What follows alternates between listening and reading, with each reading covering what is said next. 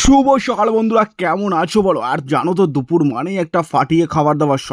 বেলায় অল্প কিছু খেলেই তো হবে, কিন্তু দুপুরবেলায় তো একটু ফাটিয়ে খাওয়া দাওয়াই করতে হবে। তাই আজকে দুপুরে আমি নিয়ে বসেছি এরকম সুন্দর দেখে থালা, যে থালায় রয়েছে সুন্দর সুন্দর বাঁধাকপি ভাজা, রয়েছে তোমার আলুর চোখা, রয়েছে পটল চিংড়ি, আর এদিকে গাটি কচু চিংড়ি মাছ দিয়ে আবার রয়েছে সুন্দর একটা কাতলা মাছের পেটি। ও হো হো বস, আর কি দেরি মানা যায়? একদমই না।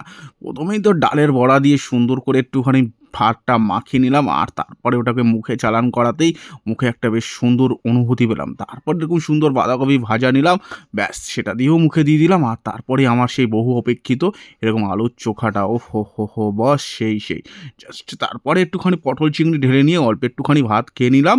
তারপরে এরকম হালকা করে একটু গাঁটি কচু অল্পই খেয়েছিলাম। তারপরে সেই বহু অপেক্ষিত একদম কাতলার পেটিটা পাতে একদম হুমড়ি খেয়ে এসে পড়েছিল।